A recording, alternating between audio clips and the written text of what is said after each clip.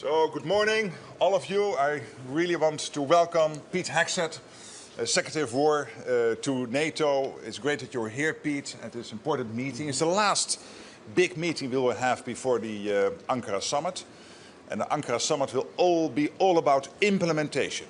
What we are seeing now is that NATO 3.0 is really happening. A stronger Europe and a stronger NATO. Your first visit to NATO was in February last year. And you gave a very strong speech about spending more, getting the production up, but also to make sure that it's a fair deal with the United States. You said we are committed to NATO, but we also have an expectation. The expectation is that Europeans will at least equalize with what the US is spending. And they had to, not only because you were asking, but also because we got to keep ourselves safe. And these are the capability targets we need to deliver. And we committed to this in The Hague, but now it's coming on. It's happening. So almost 100 billion, over $90 billion more in 2025, almost 20% increase in Canada and in Europe. So thank you for your guidance last year and your spirited speech. But also thank you for what you are doing when it comes to the defense industrial base. It's crucial. We need to produce more, both in the US and in Europe, to keep ourselves safe. And this is a big priority of you and the team and the President. Opening up the defense industrial base in the US. We are doing the same in Europe and Canada because we have to not only keep up, we have to do better than China, Russia and others who are at this moment rapidly expanding their defense industrial output. So for all these reasons, thank you for what you are doing, for your leadership, your commitment, and thank you for being here today. Well, thank you, Mark. Thank you very much. Secretary General has done a fantastic job leading the way, working with us, working with President Trump, working with NATO to get to NATO 3.0.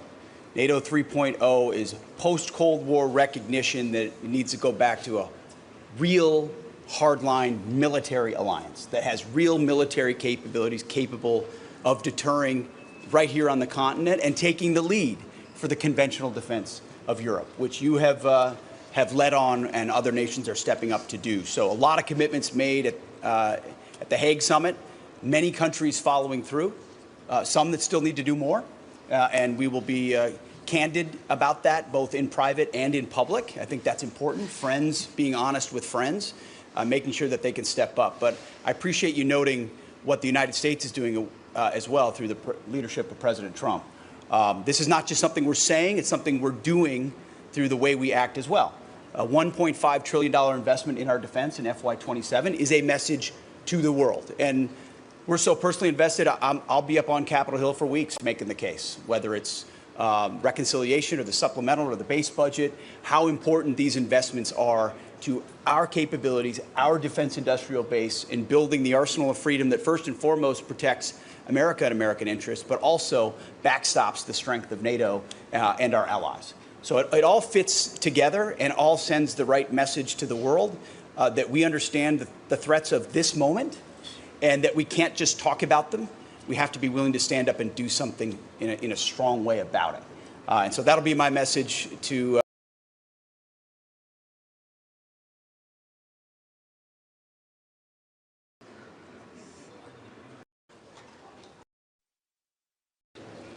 and our allies. So it all fits together and all sends the right message to the world that we understand the threats of this moment, and that we can't just talk about them.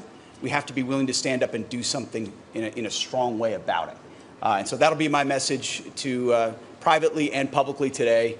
We appreciate you having us and look forward to Ankara and the great things that President Trump and the other leaders will be able to do for NATO going forward. You got it. Thank you. Thank you. Appreciate it. Thank you. Thank you. Thank you.